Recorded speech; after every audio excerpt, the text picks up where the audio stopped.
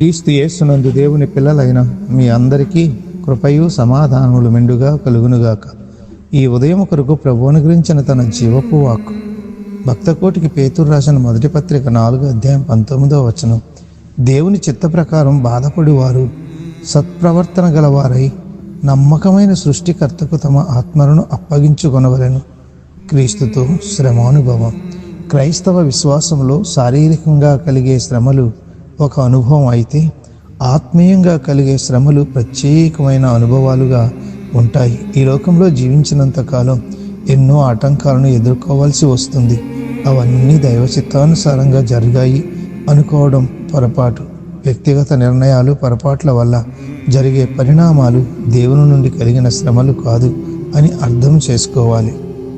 మన జీవితం దేవుని చిత్త ప్రకారం జీవించి సిలువలో విజయాన్ని పొందుకుందుముగాక.